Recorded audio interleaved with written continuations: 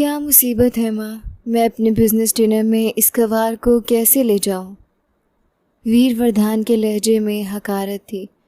एक हफ्ते पहले वो लोग पूर्वी की शादी अटेंड करने गांव गए थे, मगर दहेज की वजह से शादी कैंसिल हो गई। तब वीर को अपने मामा जी की इज्जत बचाने के लिए उनकी बेटी से विवाह करना पड़ा। वो जो शहर की लड़कियों का दिलदादा था, एक रात भी पूर्वी के करीब ना आया। आप आ गई हैं तो अपना मुंह बंद रखना, किसी को मत बताना कि आप मेरी पत्नी हैं।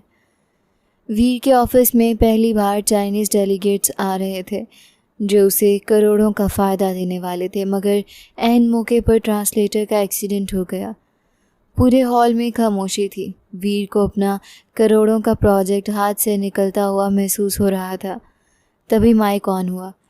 नी हाओ, पूर्वी फरफर चाइनीज़ बोलने लगी। विवाह संपन्न हुआ तो मंडप पर ऐसा बुझीला सन्नाटा छा गया जिसमें हर कोई दूसरे के चेहरे पर लिखी मायूसी पढ़ने की कोशिश कर रहा था। वीरवर्धान सोफे पर सीधा बैठा था, कोहनी घुटने पर टिकी हुई और निगाहें फर्श पर जमी थी, मगर उसकी आंखों में ऐसा तूफान था कि कोई भी उसके करीब जाने की हिम्मत नहीं कर रहा था। जबड़े भींचे हुए थे। चंद लम्हों बाद शर्मा जी धीरे से उसके बराबर में आकर बैठ गए। उनके हाथ कांप रहे थे। उन्होंने एहतियात से एक खूबसूरत सूट, मिठाई का डब्बा और 5,000 का नोटों की 3 गड्डियाँ उसकी गोद में रख दी। वीर ने खामोश नज़रों से पहले उन चीज़ों को देखा, फिर शर्मा जी की तरफ आंखें उठाई। शर्मा जी ने बेइख्तियार दोनों हाथ जोड़ दिए। उनकी आवाज़ भर आ गई। बेटा, आज तुमने मेरी इज्जत रख ली। मैं जानता हूँ हालात जैसे भी थे, मगर तुमने मेरी बेटी को रुसवा होने से बचा लिया। वीर का चेहरा बेतासुर रहा। मेरी बेटी बहुत सुशील है, तुमने कभी कोई शिकायत का मौका नहीं देगी। वो तुम्हारी सेवा करेगी, तुम्हारा मान रखेगी। मैं बाप होने के नाते वादा करता हूँ।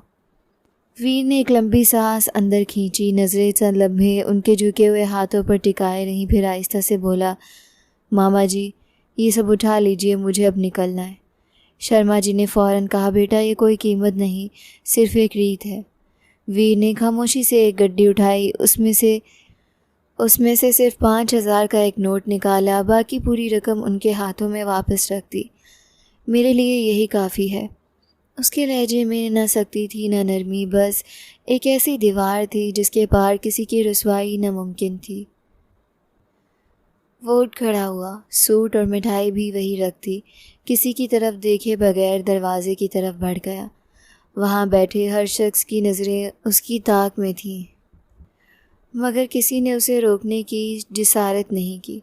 वह लंबे कदमों से चलता हुआ आंगन पार करके सीधा अपनी गाड़ी तक पहुंचा और ड्राइविंग सीट के पास खड़ा होकर खामोशी से इंतज़ार करने लगा। दूसरी तरफ आंगन के अंदर की फ़िज़ा पहले से भी ज़्यादा भारी थी। शारदा देवी दुल्हन के बिल्कुल बराबर में बैठी थी। दुल्हन सर झुकाए खामोश बैठी थी। लाल जोड़ा उसके गिर्द बिखरा हुआ था। चंद घंटे पहले तक जिस लड़की के लिए एक और ज़िंदगी लिखी जा रही थी, अब वो किसी और के नाम की हो चुकी थी। शारदा देवी के दिल में अजीब कश्मकश थी। एक तरफ खुशी कि उनकी भतीजी अब उनके घर की बहू थी, दूसरी तरफ ऐसा दुख कि इस खुशी का कोई रंग बाकी नहीं रहा था। उन्होंने गौर से उसका चेहरा देखा। गाल लाल थे, मगर आंखें हैरत अंगेज़ रूप से खुश्क थीं। ना आंसू, ना सिसकी, ना शिकवा, जैसे उसने अपने सारे जज्बात दिल के किसी तारीक कमरे में बंद कर दिए हों। आसपास बैठी औरतें भी खामोश थीं। किसी में इतनी हिम्मत नहीं थी कि कोई तसल्ली का लफ्ज़ ही कहते। इतने में एक नौकरानी तेज़ी से अंदर आई।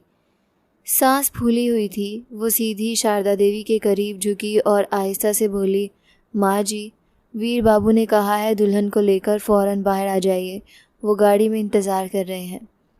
शारदा देवी ने एक लम्हे के लिए आंखें बंद कर लीं।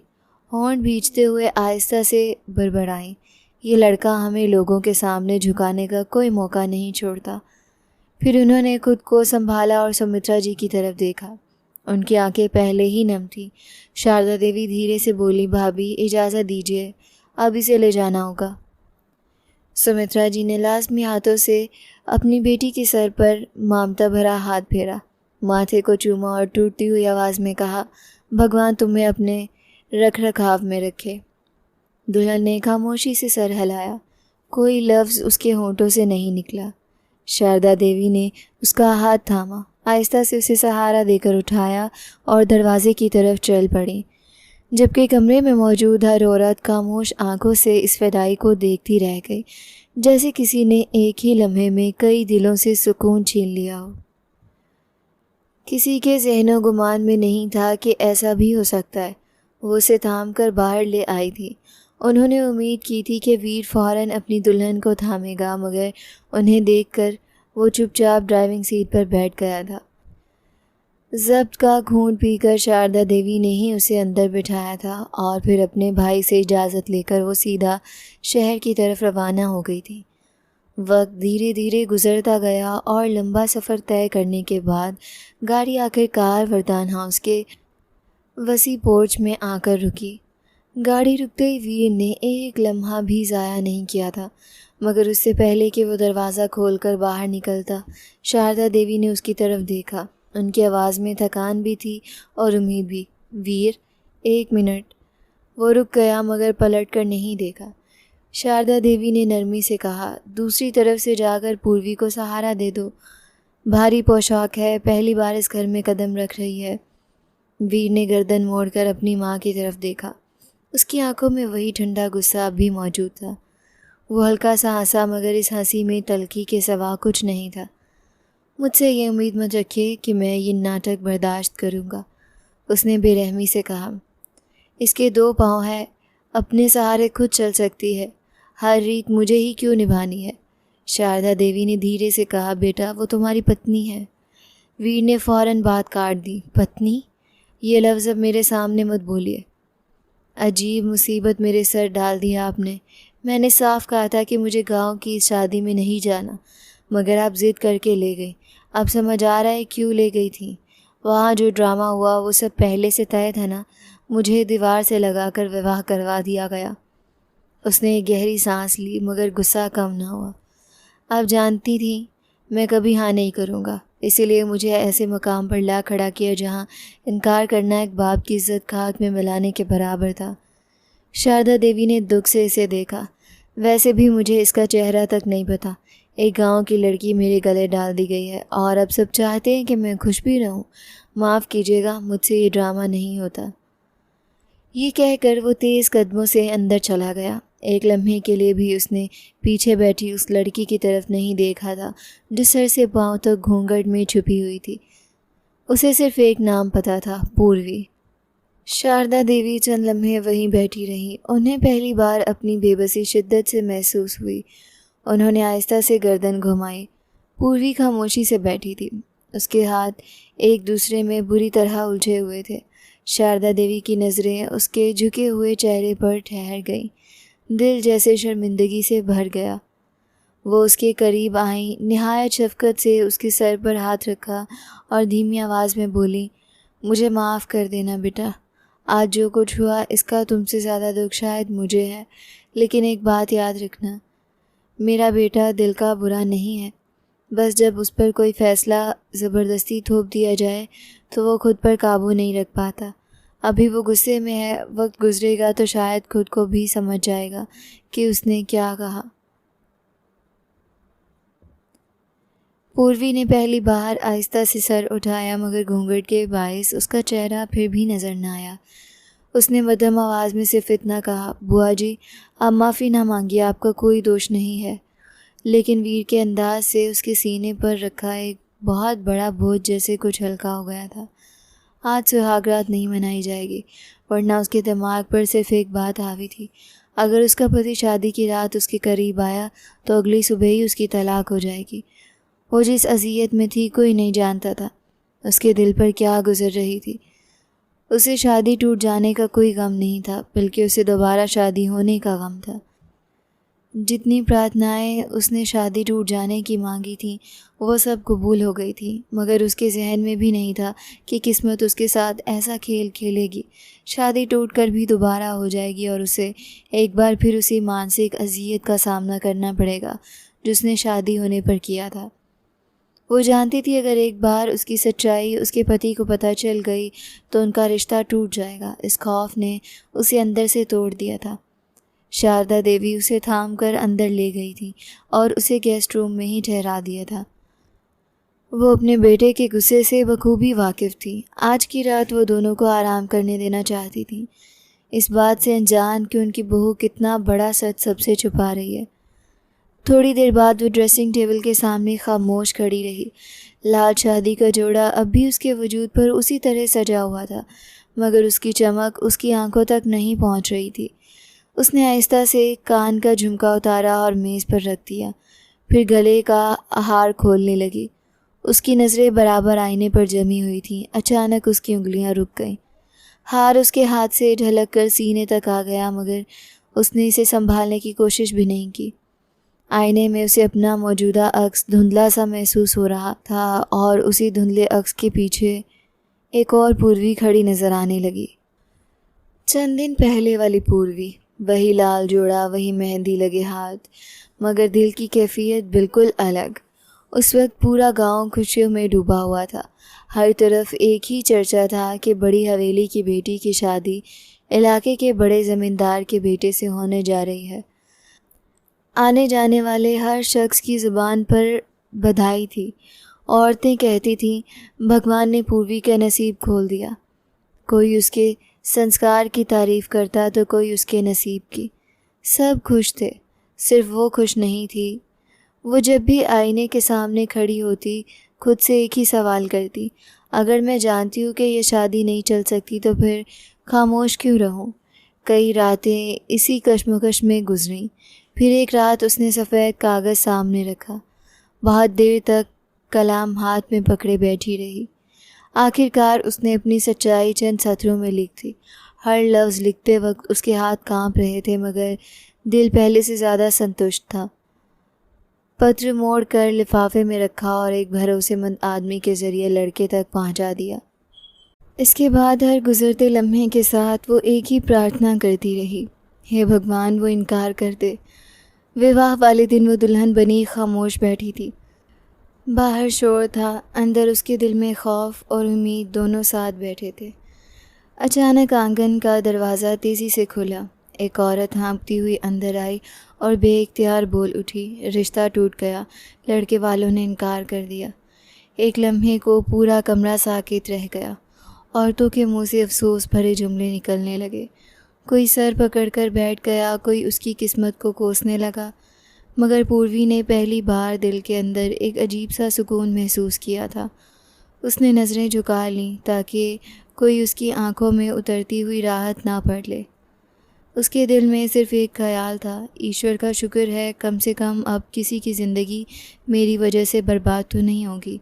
वो जानती थी अगर शादी के बाद उसकी सच्चाई सामने आई तो पति से अलग होने का कलंक उसके माथे का नसीब बन जाएगा और उसके माँ बाप पूरी ज़िंदगी लोगों के सवालों के जवाब देते रहेंगे। वो समझी थी कि सब ख़त्म हो गया, मगर किस्मत ने अभी एक और परीक्षा बाकी रखी हुई थी। चंद ही लम्हों बाद बाहर से ऊंची आवाज़ें आने लगीं। उसने बेइख्तियार पर्दे की ओर से देखा। उसके पिताजी शारदा देवी के सामने हाथ जोड़े खड़े थे। उनकी आवाज़ लरज़ रही थी, शारदा मेरी इज़्ज़त तुम्हारे हाथ में है। भगवान के लिए अपने बेटे से मेरी बेटी का विवाह करवा दो, मेरी पगड़ी मिट्टी में मिल जाएगी। शारदा देवी बार बार उन्हें रोक रही थी। भाई साहब ऐसे हाथ ना जोड़ें, पहले मुझे वीर से बात तो करने दें। पूर्वी के कदम वही जैसे जम गए। उसे अपनी बुआ पर यकीन था, मगर उसे कहीं ज़्यादा यकीन वीर वरदान की तरबियत पर था। वो उसे बचपन से जानती थी, मगरूर, अपनी मर्ज़ी का मालिक, बाहर से आला शिक्षा हासिल करके वापस आने वाला कामयाब बिजनेस टाइकून। वो दिल ही दिल में संतुष्ट थी। वो कभी हाँ नहीं करेगा, उसने खुद से कहा। वो अपनी मर्ज़ी के बगैर किसी से शादी नहीं कर सकता, मगर उसका ये संतोष ज़्यादा देर कायम ना रह सका। थोड़ी ही देर बाद एक औरत घबराई हुई अंदर दाखिल हुई और बुलंद आवाज़ में बोली, जल्दी तैयारी करो, वीर बाबू मान गए हैं, पंडित जी को बुलाया जा रहा है, अभी फेरे होंगे। पूर्वी के चेहरे का रंग एक लम्हे में उड़ गया। उसके हाथ बेजान होकर गोद में गिर गए। वो उठकर कहना चाहती थी कि नहीं, ये शादी नहीं हो सकती, वो अपनी सच्चाई सबके सामने रखना चाहती थी, मगर सामने अपने पिताजी का झुका हुआ सर, अपनी माँ की आंखों में खौफ और ख़ानदान की इज्जत देखकर उसके होंठ जैसे सिल गए। कोई लफ्ज़ बाहर नहीं आ सका। चंद ही लम्हों बाद वो उसी जगह बैठी थी। पंडित जी मंत्र पढ़ रहे थे और उसने अपनी ज़िंदगी का सबसे भारी हाँ सिर्फ अपने माँ बाप की इज़्ज़त बचाने के लिए कह दिया था, और अब वो उसकी पत्नी बनकर उसके घर की छत के नीचे थी। गहरी सांस लेकर वो दोबारा वर्तमान में लौट आई थी। अब खामोशी से अपना जेवर उतार कर कपड़े तब्दील किए थे और चुपचाप बिस्तर पर लेटकर आंखें बंद कर दी थी, इस उम्मीद पर कि अब जो होगा सुबह देखा जाएगा। मगर वो नहीं जानती थी कि उसकी ये सच्चाई उसके लिए कितना बड़ा अज़ाब खड़ा करने वाली है। दूसरी तरफ वो खूबसूरत नौजवान खामोशी से बिस्तर के किनारे बैठा था। दोनों कोहनियाँ घुटनों पर टिकी हुई थीं और सर झुका हुआ था। कई घंटों की ड्राइविंग के बावजूद उसकी आंखों में नींद का नामो निशान नहीं था। आज पहली बार उसे महसूस हुआ था कि ज़िंदगी हमेशा इंसान की मर्ज़ी से नहीं चलती। उसने अब तक जो चाहा वही पाया था। शिक्षा, कारोबार, कामयाबी, हर मंजिल उसने अपनी शर्तों पर हासिल की थी। शादी के बारे में भी उसके दिमाग में एक स्पष्ट तस्वीर थी। वो किसी पढ़ी लिखी, आत्मनिर्भर, आधुनिक सोच रखने वाली लड़की को अपना जीवन साथी बनाना चाहता था। मगर किस्मत ने उसके हाथ में वो रिश्ता रख दिया था जिसे वो स्वीकार करने के लिए कभी तैयार नहीं था। उसने बेजारी से आंखें बंद की, फिर जेब से मोबाइल निकालकर एक नंबर डायल कर दिया। पहली ही बेल पर कॉल उठा ली गई। दूसरी तरफ से हंसती हुई आवाज़ आई, वाह जनाब, आज सूरज कहाँ से निकला है? वीर वरदान ने खुद मुझे फ़ोन किया है। वीर ने किसी भूमिका के बगैर कहा, शनाया मेरे घर आ सकती हो अभी? चंद लम्हों की खामोशी छा गई, फिर उसने हैरत से पूछा, अभी? वीर, रात के 3 बजे हैं, सब खैरियत है? उसने स्पाट लहजे में जवाब दिया, सिर्फ इतना बताओ, आ सकती हो या नहीं? शनाया ने उसकी आवाज़ में छुपी सख्ती महसूस कर ली थी। बात क्या है, तुम ठीक तो हो? वीर ने गहरा सांस लिया। तुम हमेशा कहती हो ना कि मैं तुम्हारे लिए बहुत महत्वपूर्ण हूँ। मुझसे प्रेम करती हो तो आज इसे साबित कर दो। समझ लो तुम्हारे प्रेम की परीक्षा है। दूसरी तरफ से फ़ौरन जवाब आया, इतनी सी बात, आधे घंटे में पहुँच रही हूँ, तुम चिंता मत करो। कॉल ख़त्म होते ही वीर ने फ़ोन एक तरफ रख दिया। वो फिर उसी तरह खामोश बैठ गया जैसे किसी फ़ैसले को अपने अंदर मजबूत कर रहा हो।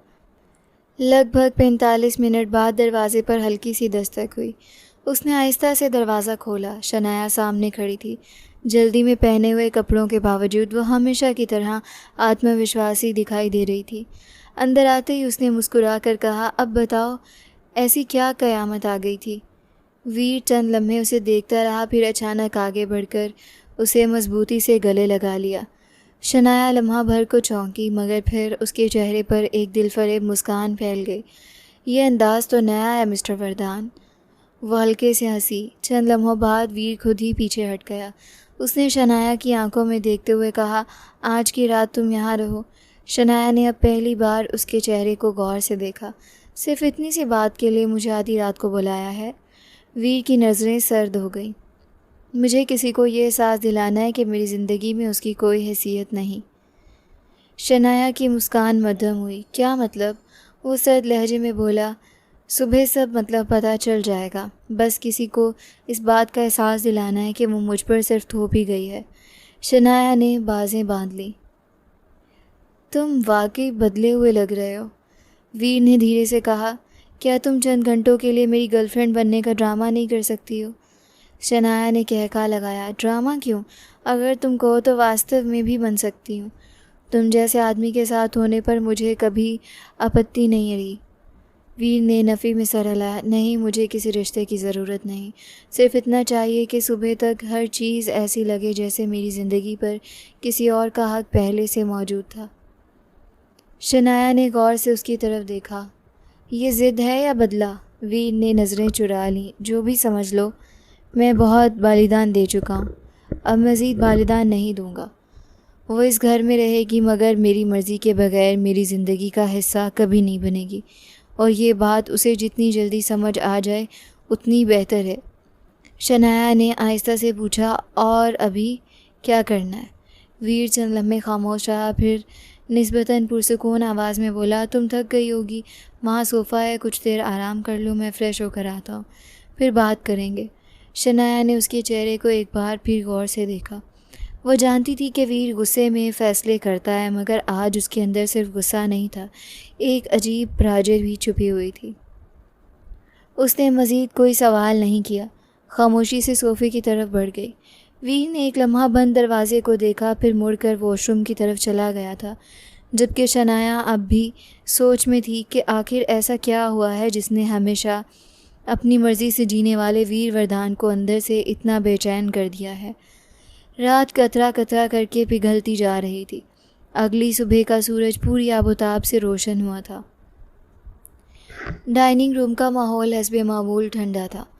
खाना सलीके से मेज़ पर सज गया था। शारदा देवी सरबराही कुर्सी पर बैठी हुई थी। चंद लम्हों बाद सादा गुलाबी रंग का जोड़ा पहने, सर पर दुपट्टा सलीके से जमाए, पूर्वी आहिस्ता आहिस्ता डाइनिंग रूम में दाखिल हुई थी।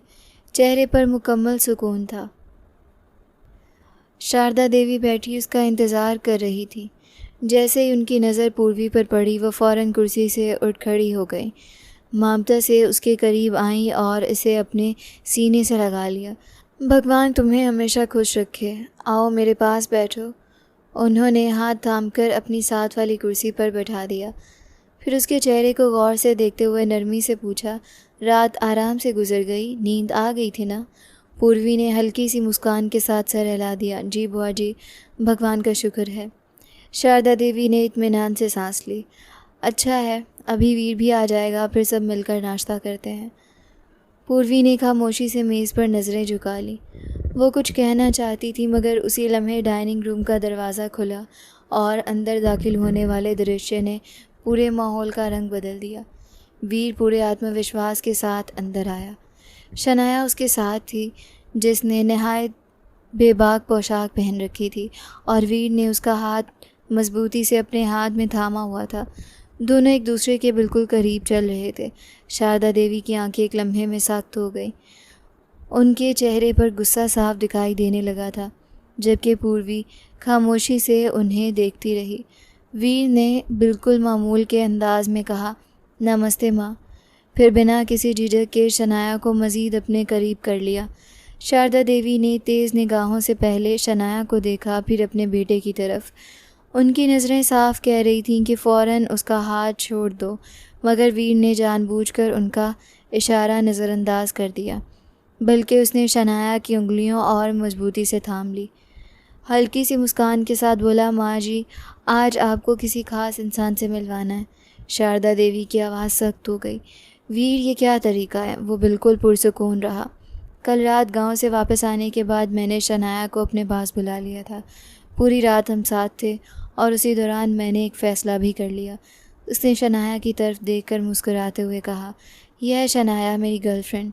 आप तो हमेशा कहती थी कि मेरी ज़िंदगी में कोई होना चाहिए, तो लीजिए, आज आपकी ख्वाहिश भी पूरी हो गई। मेरी ज़िंदगी में अगर कोई सबसे ख़ास है तो वो यही है। ये कहते हुए उसने जानबूझकर अपनी नज़रें पूर्वी पर जमा दी। वो इंतज़ार कर रहा था कि शायद उसके चेहरे पर कोई तकलीफ़, कोई बेबसी या कोई आंसू दिखाई दे, मगर पूर्वी उसी सुकून से बैठी रही। उसकी पलक तक ना झपकी, ना उसने सर उठाया, ना कोई सवाल किया, ना कोई विरोध, जैसे ये सब उसे संबंधित ही ना हो। वीर के चेहरे पर लम्हे भर को नागवारी उभरी। उसने जिस प्रतिक्रिया की आशा की थी वो उसे मिली ही नहीं। दूसरी तरफ शारदा देवी का ज़ब्त का पैमाना लबरेज हो चुका था। उन्होंने कुर्सी से उठते हुए सख्त लहजे में कहा, बस बहुत हो गया वीर, तुम्हें ज़रा भी एहसास है कि तुम क्या कर रहे हो? तुम्हारी पत्नी तुम्हारे सामने बैठी है। वीर ने फ़ौरन जवाब दिया, माँ, मेरी पत्नी सिर्फ़ और सिर्फ शनाया बनेगी, बाकी सब सिर्फ़ एक ज़बरदस्ती का फ़ैसला है, जिसे मैंने न कल स्वीकार किया था न आज करूँगा। शारदा देवी ने गुस्से से कहा, रिश्ते इस तरह तमाशा बनाकर नहीं छोड़े जाते। वीर ने कंधे उचका दिए, मैं सिर्फ सत्य बता रहा हूँ, झूठ बोलकर किसी को उम्मीद देना मुझे नहीं आता। फिर उसने अपनी घड़ी पर नज़र डाली और बिल्कुल मामूल के अंदाज में बोला, वैसे मुझे देर हो रही है, आज चाइना से कुछ डेलीगेट्स आ रहे हैं। एक महत्वपूर्ण मीटिंग है, प्रार्थना कीजिएगा सब अच्छा हो। उसने मज़ीद एक लम्हा भी ज़ाया नहीं किया। शनाया को अपने साथ लिए मुड़ा और डाइनिंग रूम से बाहर निकल गया। शारदा देवी चंद लम्हे साकित खड़ी रहीं, फिर बेइख्तियार कुर्सी पर बैठते हुए अपना माथा थाम लिया। उनके चेहरे पर दुख, गुस्सा और बेबसी एक साथ उतर आए थे। दूसरी तरफ दरवाज़ा बंद होने के बाद भी पूर्वी की नज़रें उसी सेमत जमी रहीं जहाँ से वीर और शनाया अभी चंद लम्हे पहले निकले थे। उसके चेहरे पर ना गुस्सा था, ना दुख, ना बेबसी, सिर्फ एक गहरी खामोशी थी, जैसे वो किसी नतीजे पर पहुंचने की कोशिश कर रही हो। शारदा देवी ने इसे गौर से देखा, फिर आहिस्ता से उसके करीब वाली कुर्सी पर बैठ गईं। उन्होंने ममता से उसका हाथ अपने हाथों में लिया और धीमी आवाज़ में बोलीं, मुझे माफ़ कर देना बेटा। आज जो कुछ तुम्हारे सामने हुआ इसकी मुझे बिल्कुल उम्मीद नहीं थी। पूर्वी ने खामोशी से उनकी तरफ देखा। शारदा देवी ने एक ठंडी सांस भरी। मेरा बेटा पागल हो गया है। गुस्से में वो ये भी भूल जाता है कि सामने वाला किस दुख से गुज़र रहा है। चंद लम्हे रुक कर उन्होंने स्पष्टीकरण दिया, और एक बात अच्छी तरह सुन लो, वो लड़की उसकी गर्लफ्रेंड नहीं है। वीर इसे पसंद भी नहीं करता। वो सिर्फ उसकी एक जान पहचान है। बस आज वो जानबूझकर इसे यहाँ लाया था ताकि तुम्हें तकलीफ़ पहुँचा सके। पूर्वी के चेहरे पर कोई ख़ास तब्दीली ना आई। शारदा देवी ने उसके हाथ पर हल्की सी थपक दी। इसे अपने दिल पर सवार मत करना। वीर तुम्हारा पति है और यही सत्य है। अभी भी वो ज़िद में है, लेकिन वक्त के साथ सब बदल सकता है। फिर वो हल्का सा मुस्कुराने की कोशिश करते हुए बोली, घर बसाना आसान नहीं होता बेटा।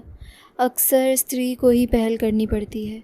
शायद मेरी बातें तुम्हें पुरानी सोच लगे, मगर मैंने उम्र इसी दुनिया में गुजारी है। बाज़ दफ़ा एक कदम स्त्री बढ़ाती है तो पुरुष भी आहिस्ता आहिस्ता बदल जाता है। वो भी अपनी बात पूरी भी ना कर पाई थी कि पूर्वी ने पहली बार खुद सवाल किया, बुआ जी, वीर के साथ जो लड़की थी वो क्या काम करती है? शारदा देवी चंद लम्हों के लिए चौंक गई। शायद उन्हें उम्मीद थी कि पूर्वी कोई शिकायत करेगी, मगर उसने बिल्कुल अलग सवाल पूछ लिया था। उन्होंने सोचते हुए जवाब दिया, सच कहूँ तो मुझे ज़्यादा मालूम नहीं, बस इतना जानती हूँ कि वो किसी बहुत धनी आदमी की बेटी है। शायद उसके पिता का व्यापार वीर के साथ है, इसी वजह से आना जाना है। इससे ज़्यादा मैं कुछ नहीं जानती। पूर्वी ने खामोशी से सर हिला दिया, जैसे उसे यही जवाब चाहिए था। चंद लम्हों बाद उसने नज़रें झुकाकर नरमी से कहा, अगर आप इजाज़त दें तो आज दोपहर में मैं वीर के लिए खाना बनाकर उनके ऑफ़िस ले जाऊं। शारदा देवी ने हैरत से इसे देखा। तुम खुद ले जाओगी? पूर्वी ने आहिस्तगी से मुस्कुरा कर कहा, आपने अभी तो कहा है ना कि घर में बसना है। अगर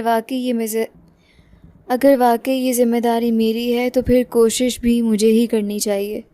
शारदा देवी की आंखों में पहली बार उम्मीद की हल्की सी चमक उभरी।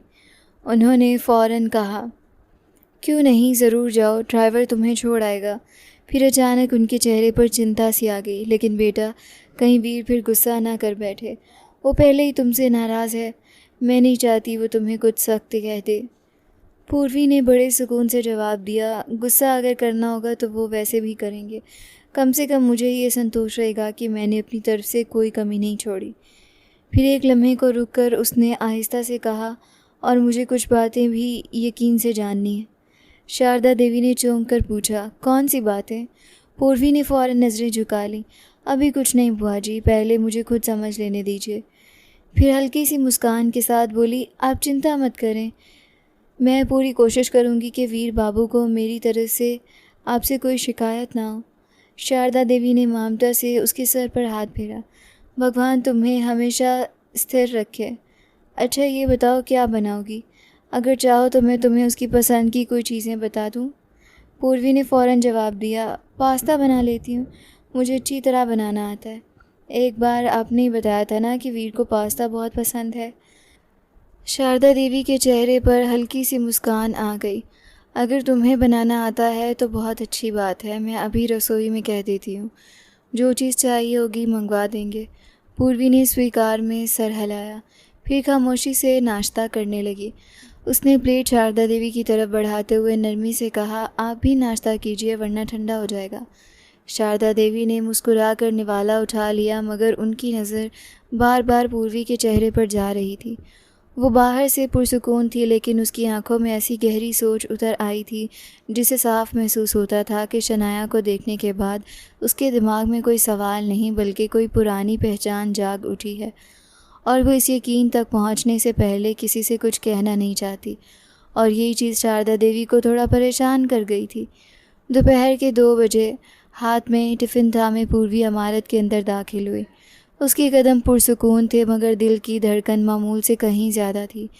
वो सीधी रिसेप्शन डेस्क तक गई। सामने बैठी रिसेप्शनिस्ट ने मुस्कुराते हुए पूछा, जी किससे मिलना है? पूर्वी ने नहायत सादा अंदाज में जवाब दिया, मुझे वीरवर्धन से मिलना है। रिसेप्शनिस्ट ने रस्मी अंदाज में पूछा, आपका नाम? पूर्वी ने 2 लम्हे तवक्कुफ़ किया, फिर आहिस्ता से बोली, पूर्वी, मैं उनकी पत्नी हूँ।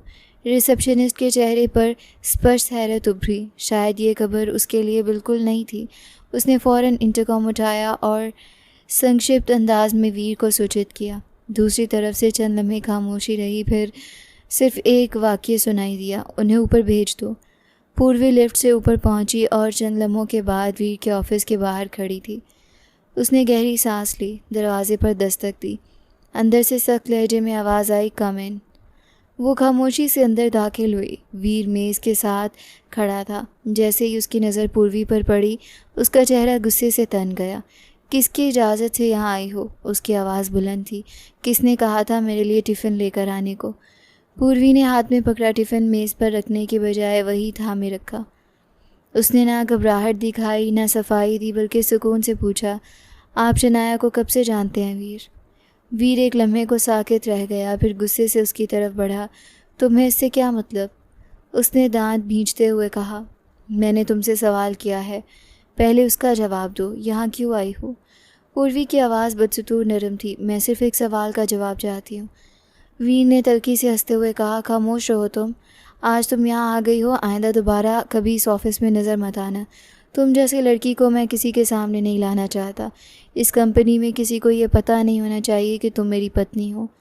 पूर्वी ने पहली बार सीधा उसकी आंखों में देखा। मैंने किसी से नहीं कहा कि मैं आपकी पत्नी हूँ, सिर्फ रिसेप्शन पर अपना परिचय दिया ताकि आप तक पहुँच सकूँ।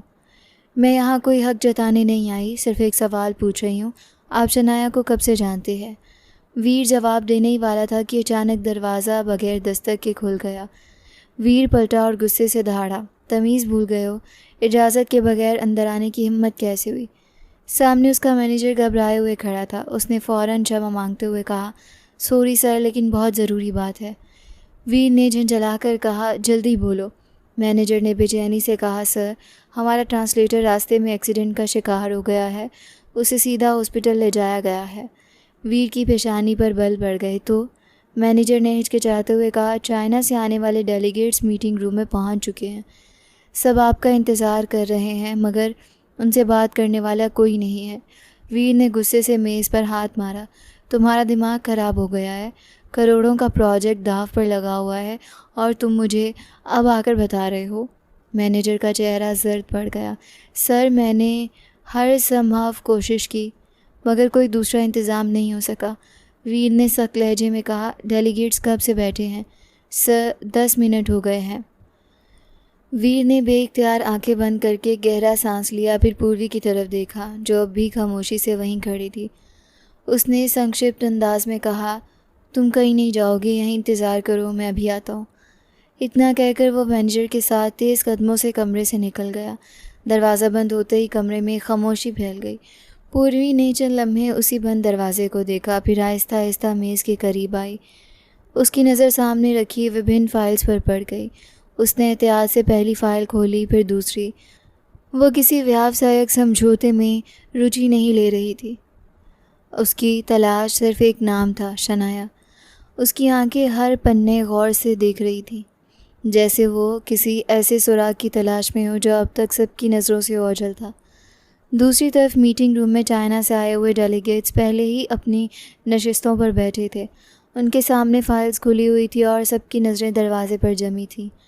चंद लम्हों बाद दरवाज़ा खुला और वीर तेज़ कदमों से अंदर दाखिल हुआ। उसने सबको संक्षिप्त सी मुस्कान के साथ देखा, फिर इंग्लिश में क्षमा मांगते हुए कहा कि उन्हें इंतज़ार करना पड़ा। रास्ते में एक अनापेक्षित समस्या पेश आ गई थी। उसने निहायत पेशावराना अंदाज में बताया कि उनका ट्रांसलेटर रास्ते में दुर्घटना का शिकार हो गया है और इसी वक्त हॉस्पिटल में है, इसलिए उन्हें चंद लम्हों की मोहलत दी जाए ताकि कोई विकल्प इंतज़ाम किया जा सके। वीर की बात ख़त्म हुई तो सामने बैठे एक बुज़ुर्ग चाइनीज़ डेलीगेट ने इंग्लिश में जवाब दिया कि वो उसकी क्षमा को समझते हैं, लेकिन वो खुद ज़्यादा देर इंग्लिश में वार्तालाप नहीं कर सकते। फिर उसने गंभीरता से याद दिलाया कि भारत आने से पहले ही उन्होंने स्पष्ट कर दिया था कि पूरी मीटिंग चाइनीज़ भाषा में होगी, क्योंकि तकनीकी बिंदु अपनी मातृभाषा में बेहतर अंदाज से चर्चा में आ सकते हैं। अगर ट्रांसलेटर मौजूद नहीं तो फिर ये मीटिंग कैसे आगे बढ़ेगी? उसके सवाल पर पूरा कमरा खामोश हो गया। वीर के चेहरे से रंग उड़ गया। वो चंद लम्हे खामोश खड़ा रहा। करोड़ों रुपए की योजना उसकी आंखों के सामने हाथ से निकल सकती थी। वो भी कोई जवाब सोच ही रहा था कि अचानक मीटिंग रूम का दरवाज़ा दोबारा खुला। सबकी नज़रें एक साथ दरवाजे की तरफ उठीं। पूर्वी निहायत पुरसुकून अंदाज में अंदर दाखिल हुई। वीर ने जैसे उसे देखा, उसके चेहरे पर सख्त नागवारी उभरी। वो फ़ौरन उसे वापस भेजने के लिए होंठ खोलने ही वाला था कि पूर्वी ने अत्यंत आत्मविश्वास के साथ चाइनीज़ भाषा में सभी उपस्थित लोगों को नमस्ते कहा, उनके आगमन पर स्वागत किया और निहायत शाइस्तगी से अपना परिचय बतौर ट्रांसलेटर करवाया। उसके लहजे में रवानी भी थी, आत्मविश्वास भी और मुकम्मल पेशावराना गरिमा भी।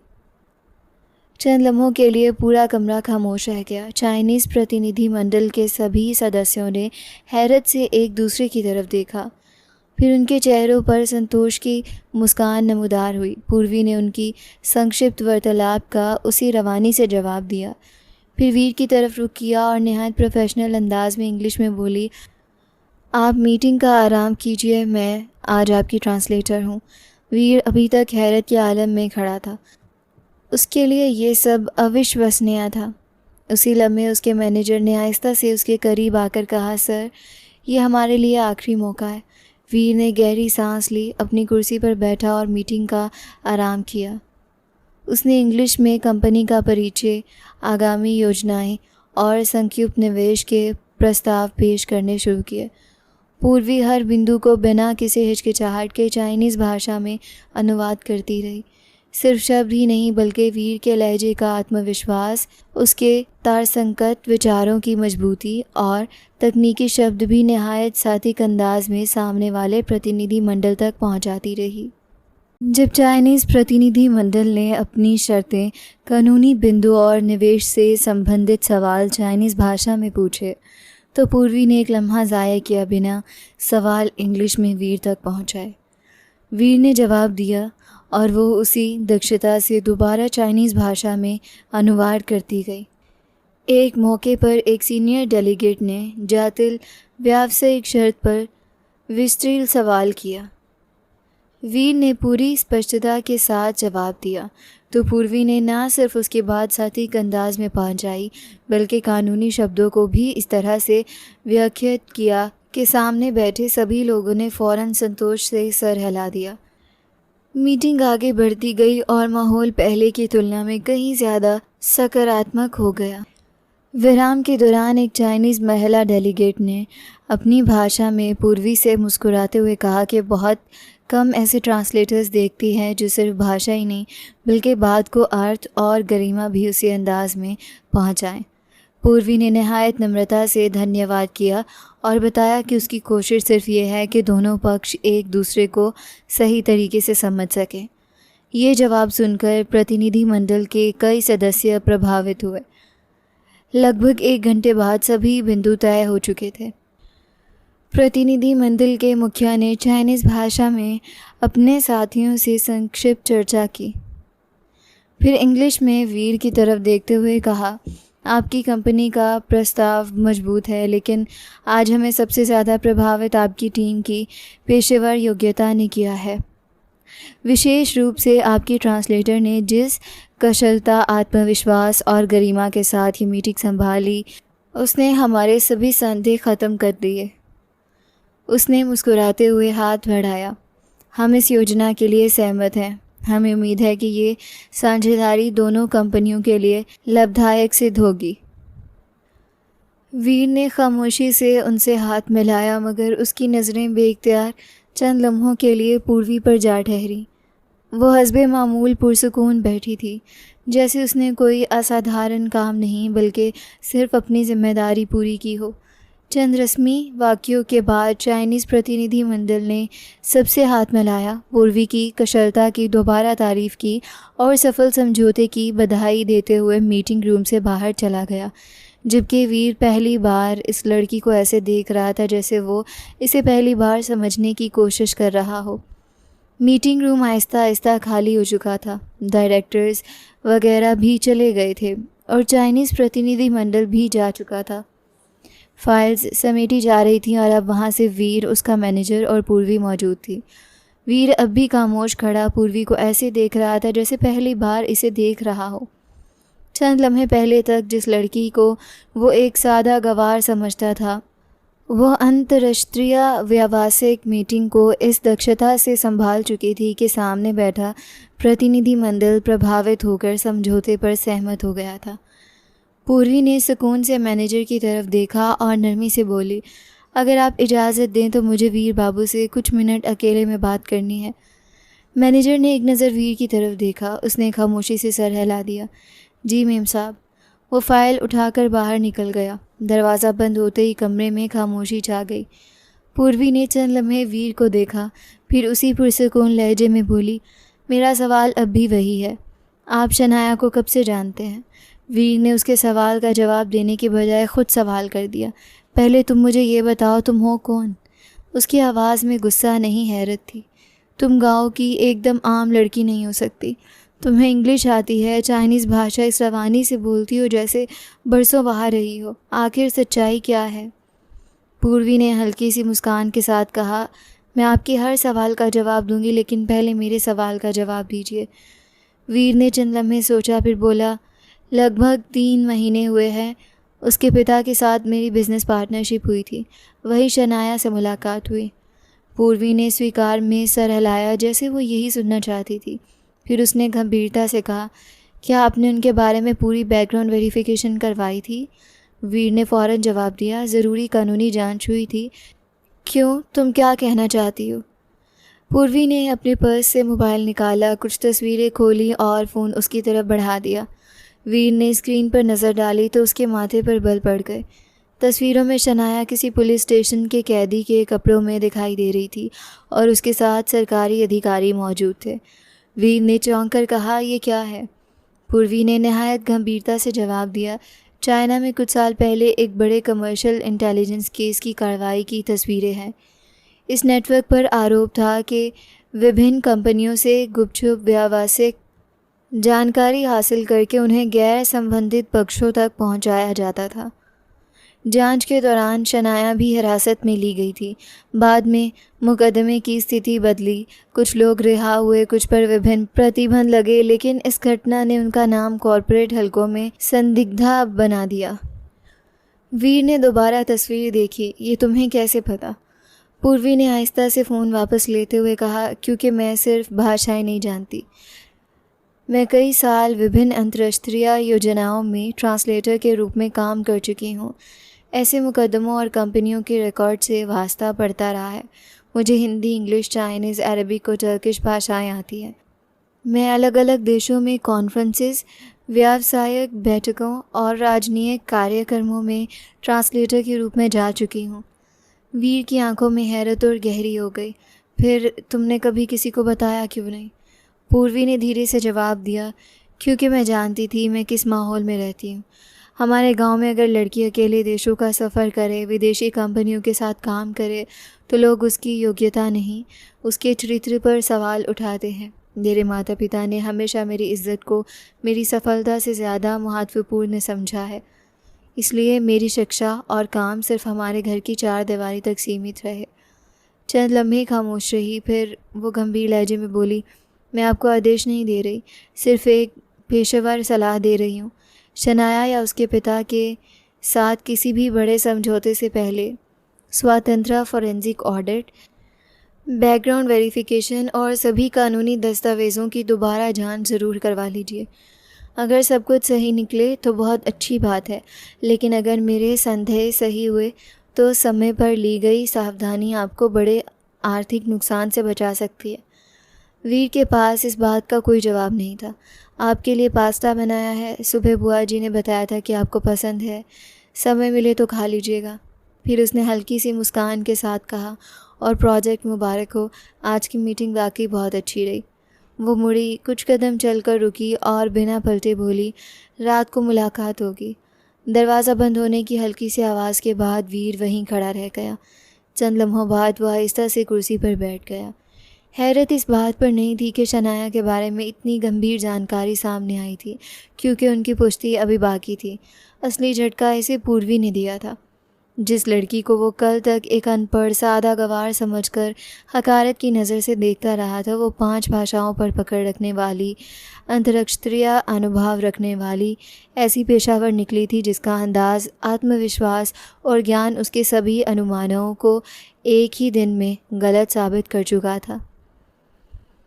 जैसी लड़की वो अपने लिए चाहता था, वो हर गुना उसकी पत्नी में मौजूद था, और उसे महत्वपूर्ण उसका आचरण था, उसकी संस्कार थी जो इसे प्रभावित कर चुकी थी। पूरा दिन मामूल के अनुसार बीत गया था। रात का अंधेरा हर तरफ फैला हुआ था। पूर्वी बिस्तर के किनारे बैठी मोबाइल फ़ोन पर किसी फ़ाइल को खामोशी से देख रही थी। उसके चेहरे पर दिन भर की थकन साफ झलक रही थी, मगर आंखों में अब भी वही गहरी गंभीरता मौजूद थी। इतने में दरवाजे पर हल्की सी दस्तक हुई। उसने चौंक कर सर उठाया और आहिस्ता से कहा, जी अंदर आ जाइए। दरवाज़ा खुला और वीर अंदर दाखिल हुआ। आज उसके चेहरे पर सुबह वाली सख्ती नहीं थी। वो कुछ कदम अंदर आया तो पूर्वी फ़ौरन आदर से वह अपनी जगह से खड़ी हो गई। चंद लम्हे दोनों के बीच खामोशी रही। आखिर पूर्वी ने ही नरमी से पूछा, आपको कोई काम था या कुछ चाहिए था? वीर ने जवाब देने से पहले गहरी सांस ली। नहीं, असल में वो चंद लम्हे रुका, जैसे शब्द ढूंढ रहा हो। पास्ता बहुत अच्छा था, पूर्वी ने हल्की सी मुस्कान के साथ कहा। धन्यवाद। वीर ने नज़रें झुका लीं। और शनाया के बारे में जो तुमने बताया था, मैंने वापस आकर अपनी लीगल टीम से फ़ौरन वेरिफिकेशन करवाई। अभी प्राथमिक रिपोर्ट आई है। तुम्हारा संदेह गलत नहीं था। कुछ रिकॉर्ड वाकई संदिग्धा निकले हैं। अगर तुम आज मुझे आगाह ना करती तो शायद मैं बहुत बड़ी भूल कर बैठता। उसने पहली बार पूरी गंभीरता से कहा। थैंक यू पूर्वी। पूर्वी ने बड़े सुकून से जवाब दिया। इसमें धन्यवाद की कोई बात नहीं, ये मेरा कर्तव्य था। आप मेरी बुआ के बेटे हैं और अब हमारा एक रिश्ता भी है। अगर मुझे कोई ऐसी बात पता थी जो आपके नुकसान का कारण बन सकती थी तो खामोश रहना उचित नहीं होता। वीर खामोश खड़ा रहा। वो जैसे अब भी कुछ कहना चाहता था मगर हिम्मत जुटा रहा था। पूर्वी ने उसकी तरफ देखा, फिर आहिस्ता से पूछा, क्या कोई और बात भी है? वीर ने एक लम्हे के लिए आंखें बंद की, फिर उसकी तरफ देखकर बोला, हाँ एक और बात है। उसकी आवाज़ पहले से कहीं ज़्यादा नरम थी। मैं तुमसे क्षमा मांगने आया हूँ। पूर्वी ने हैरत से उसकी तरफ देखा। वीर ने तल्ख मुस्कान के साथ कहा, मैंने तुम्हें देखे बिना तुम्हारे बारे में धारणा बना ली। तुम्हें अनपढ़, गंवार और न जाने क्या क्या समझता रहा। मैंने तुम्हें ऐसी बातें कही जिनका तुमने कोई जवाब भी नहीं दिया। आज सोचता हूँ तो लगता है मैंने तुम्हारे साथ बहुत अन्याय किया। वो चंद लम्हे खामोश रहा, फिर बोला, आज अगर तुम मीटिंग में ना आती, अगर तुम ट्रांसलेटर बनकर मेरा साथ ना देती तो करोड़ों का जो प्रोजेक्ट हमारे हाथ से निकल जाता। तुमने सिर्फ कंपनी नहीं बचाई, मेरी कई महीनों की मेहनत भी बचा ली है। इस सब के बाद भी तुमने मुझसे कोई शिकायत नहीं की।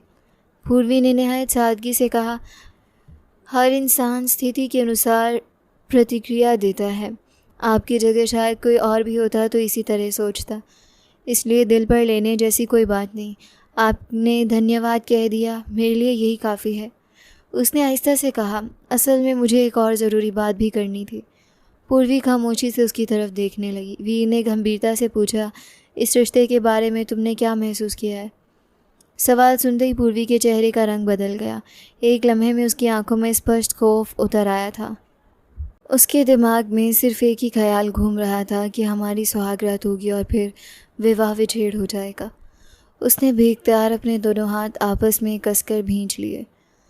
वीर ने उसकी खामोशी महसूस की मगर कुछ नहीं बोला। चंद लम्हों बाद पूर्वी ने बमुश्किल अपनी आवाज़ संभालते हुए कहा, मुझे थोड़ा समय चाहिए। वो एक पल रुकी, फिर नज़रें झुकाकर बोली, मैं इतनी जल्दी इस रिश्ते के हवाले से कोई कदम नहीं बढ़ा सकती। वीर ने गौर से उसके चेहरे को देखा। उसके डर को वो साफ महसूस कर सकता था। उसने धीरे से पूछा, तुम ठीक हो? कोई बात है जो तुम मुझसे छिपा रही हो? तुम बहुत परेशान लग रही हो। पूर्वी ने फ़ौरन ना में जवाब दिया। नहीं, ऐसी कोई बात नहीं, बस मुझे कुछ समय चाहिए, बस। उसने बात बदलते हुए कहा, आप भी बहुत थक गए होंगे और मैं भी आराम करना चाहती हूँ। अगर इजाज़त हो तो हम बाकी बातें फिर कभी कर लेंगे। वीर ने चंद लम्हे उसे खामोशी से देखा। उसके दिल में कई सवाल उठे मगर उसने एक भी सवाल ज़ुबान पर नहीं आने दिया। उसने सिर्फ इतना कहा, ठीक है, जब तुम उचित समझो तब बात करेंगे। फिर वो मुड़ा, दरवाजे तक गया और एक बार पलटकर पूर्वी को देखा जो अब भी वही खामोश खड़ी थी, और बिना कुछ कहे कमरे से बाहर निकल गया। दरवाज़ा बंद होते ही पूर्वी ने आहिस्ता से आंखें मूंद लीं, जैसे अभी तक अपने दिल में उठे उसे एक डर से खुद को आज़ाद ना कर पाई हो। पूरी रात उसकी करवटें बदलते ही गुजर गई थी। अगली सुबह का सूरज पूरी आबोताब से रोशन हुआ। दोपहर 1 बजे पूर्वी अपने कमरे में बिस्तर के किनारे खामोश बैठी थी। सुबह से उसने दरवाज़ा तक नहीं खोला था, नाश्ते के लिए भी नीचे नहीं गई। उसकी नज़रें सामने खिड़की पर थीं मगर वो कुछ देख नहीं रही थी। रात वीर की कही हुई एक ही बात सतत उसके दिमाग में गूंज रही थी, इस रिश्ते के बारे में तुमने क्या सोचा है? इस एक सवाल ने उसके दिल में छुपा हर डर दोबारा ज़िंदा कर दिया था। वो जानती थी अगर वीर इस रिश्ते को निभाना चाहेगा तो एक दिन वो उसके करीब भी आएगा, और जिस पल उसकी सच्चाई उसके सामने आ गई उसी पल सब कुछ ख़त्म हो जाएगा। उसका घर, उसका रिश्ता, उसकी इज्जत, सब उसने बेख्तियार अपनी आंखें बंद कर लीं। मगर अगले ही पल आंसू पलकों से फिसलकर गालों पर बहने लगे। उसने जल्दी से उन्हें पोंछना चाहा मगर आंसू थे कि रुकने का नाम ही नहीं ले रहे थे। इसी दौरान दरवाज़ा आहिस्ता से खुला और शारदा देवी अंदर दाखिल हुई। उन्होंने जैसे ही पूर्वी को इस हालत में देखा उनके कदम खुद ब खुद तेज़ हो गए। पूर्वी बेटा, उनकी आवाज़ में स्पष्ट घबराहट थी। पूर्वी ने सर उठाया, उन्हें देखा और अगले ही पल अपनी जगह से उठकर सीधा उनके गले लग गई। बरसों का सब्र जैसे एक ही पल में टूट गया। वो फूट फूट कर रोने लगी। शारदा देवी ने फ़ौरन उसे अपने सीने से लगा लिया। उसके सर पर हाथ फेरते हुए बेचैनी से बोली, अरे क्या हुआ मेरी बच्ची, क्यों रो रही हो? किसी ने कुछ कहा है? मगर पूर्वी सिर्फ रोती रही। उसकी सिसकियाँ निरंतर तेज़ होती जा रही थी। शारदा देवी की अपनी आंखें भी नम होने लगीं। उन्होंने नरमी से उसका चेहरा अपने हाथों में लिया। बेटा मेरी तरफ देखो, मुझे बताओ तो सही, आखिर बात क्या है? माता पिता याद आ रहे हैं? दिल घबरा रहा है? पूर्वी ने ना में सर हिलाया मगर आंसू नहीं रुके। बड़ी मुश्किल से उसने कांपती आवाज़ में कहा, बुआ जी, मैं तलाक नहीं चाहती। शारदा देवी एक पल को बिल्कुल खामोश रह गई। पूर्वी ने दोनों हाथ मजबूती से उनके बाजुओं पर रख दिए। मुझे इस शब्द से बहुत डर लगता है। उसकी आवाज़ टूट रही थी। मुझे मालूम है जिस दिन मेरे पति को मेरी सच्चाई का पता चल गया वो मुझे छोड़ देंगे, मुझे तलाक दे देंगे। शारदा देवी ने फ़ौरन उसका चेहरा ऊपर किया। ये कैसी बातें कर रही हो? उन्होंने हैरत से कहा, तुम्हें शायद अंदाज़ा नहीं, वीर अब बदल रहा है। कल रात उसने मुझसे खुद कहा था कि वो इस रिश्ते को एक मौका देना चाहता है। उसने पहली बार तुम्हारी तारीफ़ की है। कह रहा था, माँ जैसी जीवन संगिनी का मैंने कभी कल्पना किया था पूर्वी वैसी ही निकली। फिर तुम क्यों इतना डर रही हो? पूर्वी ने शिद्दत से सर हिलाया। आप नहीं जानती बुआ जी, आपको मेरी सच्चाई नहीं मालूम। उसकी सांसें तेज़ हो गईं। मुझे पहले दिन से पता था यही होगा। वो मुझे कभी स्वीकार नहीं करेंगे। शारदा देवी के माथे पर बल पड़ गए। उन्होंने बेचैनी से पूछा, कौन सी सच्चाई? आखिर ऐसी कौन सी बात है जो तुम्हें इस हद तक डरा रही है? पूर्वी ने होंठ भींच लिए। उसने नज़रें झुका लीं और खामोश हो गई। पूर्वी मेरी तरफ देखो। शारदा देवी ने उसके कंधे थाम लिए। मैं तुम्हारी माँ जैसी हूँ, मुझसे तो बात करो। अगर कोई समस्या है तो शायद हम मिलकर उसका समाधान निकाल लें। मगर पूर्वी ने कोई जवाब ना दिया। वो सिर्फ रोती जा रही थी। जैसे शब्द उसके गले में आकर दम तोड़ चुके हों। शारदा देवी ने कई बार पूछा, बार बार तसल्ली दी, मगर हर बार सवाल के जवाब में सिर्फ उसकी सिसकियां सुनाई देती रहीं। कमरे के बाहर दरवाजे की ओट में वीर खामोशी से दीवार से टेक लगाए खड़ा था। वो बुआ के साथ ही अंदर आया था, मगर उन्हें अंदर भेजकर खुद बाहर रुक गया था। वो सिर्फ ये देखना चाहता था कि पूर्वी की वास्तविक स्थिति क्या है, मगर अंदर से आने वाले हर शब्द ने उसे बेहद गंभीर कर दिया था। उसके दिमाग में एक ही सवाल बार बार उभर रहा था, आखिर ऐसी कौन सी सत्यता है जिसका नाम लेते ही उसकी यह हालत हो जाती है। वो लड़की जिसे वो कल तक एक आम गवार समझता था, आज उसकी नज़र में न सिर्फ असाधारण योग्यताओं की मालिक थी, बल्कि उसके अस्तित्व में एक ऐसा दर्द भी छिपा था जिसे वो किसी कीमत पर ज़ुबान पर नहीं ला रही थी। पहली बार वीर को महसूस हुआ कि उसकी सुंदरता, उसकी बुद्धि और उसका आदर अपनी जगह, मगर उसकी आंखों में छिपा डर उन सब से कहीं ज़्यादा गहरा है, और वो जानना चाहता था कि आखिर वो डर किस सच्चाई का नाम है। रात काफ़ी गुजर चुकी थी। पूर्वी बिस्तर के किनारे खामोश बैठी थी। उसकी नज़रें झुकी हुई थी और दोनों हाथ एक दूसरे में उलझे हुए थे। दरवाजे पर हल्की सी दस्तक हुई। उसने सर उठाया बिना इजाज़त दी। वीर आहिस्ता से अंदर आया, दरवाज़ा बंद किया और कुछ दूरी पर बैठने के बजाय उसी के बराबर में आकर बैठ गया। पूर्वी को बिल्कुल हैरत नहीं हुई थी। उसे पता था कि आज रात वो ज़रूर आएगा। दोनों के बीच चंद लम्हे ऐसी खामोशी रही जिसमें बेशुमार अधूरे सवाल सांस ले रहे थे।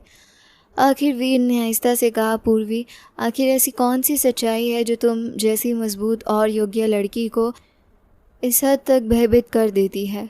उसने उसकी तरफ देखा, मगर पूर्वी ने नज़रें नहीं उठाईं। वीर ने नहायत नरम लहजे में बात जारी रखी, तुम बार बार तलाक की बात क्यों करती हो? मैं तुम्हें तलाक क्यों दूंगा?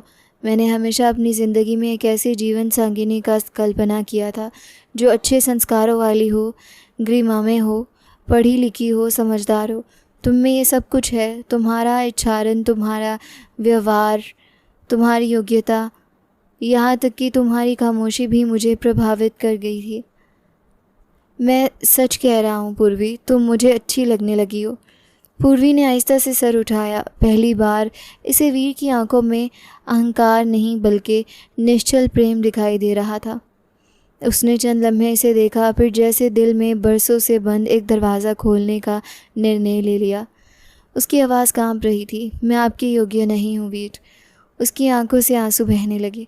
मुझे मालूम है हमारे समाज में पुरुष चाहे कितना भी पढ़ा लिखा क्यों ना हो, अक्सर इस मामले में परंपरागत सोच रखता है, इसीलिए मैं हमेशा डरती रही हूँ। उसने हिम्मत जुटाई। कॉलेज में मैं खेलकूद में हिस्सा लेती थी। फुटबॉल मेरा पसंदीदा खेल था और मैं अपनी टीम की सबसे बेहतर खिलाड़ियों में गिनती जाती थी। एक मैच के दौरान विपक्षी टीम की एक ज़ोरदार किक सीधा मेरे शरीर के संवेदनशील हिस्से पर लगी, मेरी नाजुकी पर। मैं वहीं गिर गई। मेरे कपड़े रक्त में रंग गए थे। मुझे फ़ौरन हॉस्पिटल ले जाया गया। जांच के बाद डॉक्टर ने बताया कि चोट की वजह से मेरा हाइमन प्रभावित हुआ है। उन्होंने स्पष्ट किया था कि ये किसी शारीरिक संबंध की वजह से नहीं बल्कि चोट के कारण हुआ है। वो सिसक उठी। लेकिन उस दिन के बाद मेरी ज़िंदगी बदल गई। मुझे लगा अब कोई मेरी बात पर विश्वास नहीं करेगा। पहले जिस लड़के से मेरा विवाह होने वाला था, मैंने ईमानदारी से उसे सब बता दिया। उसने यही समझा कि मैं पवित्र नहीं हूँ और रिश्ता तोड़ दिया। उसने आंखें बंद कर लीं। लेकिन मैं ईश्वर को साक्षी मान कर कहती हूँ, मैंने आज तक किसी प्राय पुरुष को खुद को हाथ तक नहीं लगाने दिया। बड़े बड़े अंतर्राष्ट्रीय कार्यक्रमों में गई, अलग अलग देशों में काम किया, मगर हमेशा अपनी सीमाओं का ध्यान रखा। मैंने सिर्फ सच बोला और इसी सच से हमेशा डरती रही। उसने आखिरी वाक्य बमुश्किल अदा किया। अब आप भी मुझे छोड़ देंगे, है ना? उसके शब्द ख़त्म भी ना हुए थे कि वीर ने आहिस्ता से उसका हाथ थामा और अगले ही पल उसे अपने करीब करके प्रेम से गले लगा लिया। पूर्वी चौंक कर उससे अलग होना चाहती थी, मगर वीर ने नहायत नरमी से कहा, बस अब एक शब्द भी नहीं। उसकी ठोड़ी पूर्वी के कंधे पर टिकी हुई थी। मुझे क्षमा कर देना। तुम न जाने कितने बरसों तक ये बोझ अकेले उठाती रही और मैंने तुम्हें जाने बिना तुम्हारा निर्णय कर लिया। मुझे अपने व्यवहार पर शर्मिंदगी है। पूर्वी ने अविश्वास से आंखें खोल दी। वीर ने उसके आंसू पोंछते हुए कहा, मैं तुम पर विश्वास करता हूँ, और सिर्फ इसलिए नहीं कि तुम मेरी पत्नी हो, बल्कि इसलिए क्योंकि तुमने हर मौके पर सच बोला है, चाहे उसकी कीमत तुम्हें खुद चुकानी पड़ी हो। एक दुर्घटना किसी स्त्री की इज्जत, चरित्र या पवित्रता का मापदंड नहीं होती। चिकित्सीय रूप से भी ये बात सिद्ध है कि हाइमन एक बारीक उठक होती है जो खेल, दुर्घटना, साइकिलिंग, घुड़सवारी, जिम्नास्टिक्स या दूसरी शारीरिक वजहों से भी प्रभावित हो सकती है। इसका संबंध किसी औरत के चरित्र या पवित्रता होने से जोड़ना गलत है। असली इज्जत मनुष्य के चरित्र, नियत और कर्म में होती है, किसी एक शारीरिक प्रतीक में नहीं। पूर्वी ने कांपती आवाज़ में पूछा, आप वाकई सच कह रहे हैं? वीर ने मुस्कुराकर हाँ में सर हिलाया। अगर शिक्षा मनुष्य की सोच ना बदले तो फिर वो सिर्फ एक डिग्री रह जाती है, ज्ञान नहीं बनती।